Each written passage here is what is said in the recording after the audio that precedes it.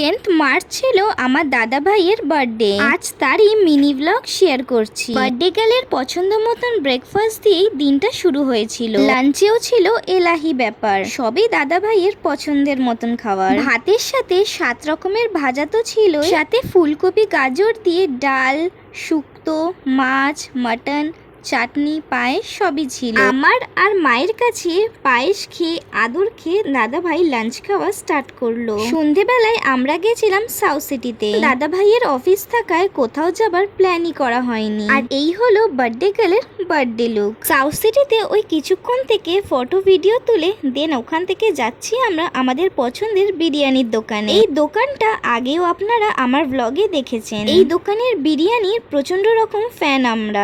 নিয়েছি বিরিয়ানি। বাড়ি ফিরে কেক কাটিং এর প্রিপারেশন করছিলাম আমরা। বার্থডে ডেকোরেশনটা করেই বেরিয়েছিলাম। সিম্পলের উপরে ডেকোরেশনটা করেছি।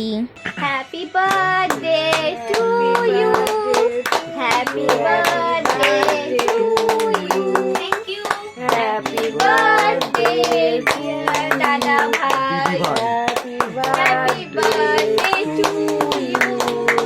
Cake cutting done. দেন দাদা ভাই আমাদের সবাইকে কেক খাইয়ে দিল আর আমরাও ওকে খাইয়ে দিলাম। এবার গিফটসের পালা। গিফটস দেওয়ার সময় মাথায় এলো কেক তো কাটা হলো, কিন্তু বার্থডে গার্লকে কেক লাগিয়ে ভূত করা হয়নি তো। ব্যাস আমি আর মা মিলে লেগে পড়লাম। বলি এটা বার্থডে না। আবার আদর। ওর বার্থডে বলে ওই বারবার আদর পাবে আর আমি বাদ। 10টা গিফট কেন? কারণ কি তোর বয়স অনুযায়ী তো দিতে পারবো না, তাই তোর জন্মদিন 10 তারিখে, তাই 10টা গিফট। এবার নতুন ট্রেন্ডিং হয়েছে যত বছরের জন্মদিন ততগুলো গিফট দেওয়া, কিন্তু আমি ডেট অনুযায়ী গিফট দিচ্ছি। 10টা। এটা কি লেগিংস? কুল।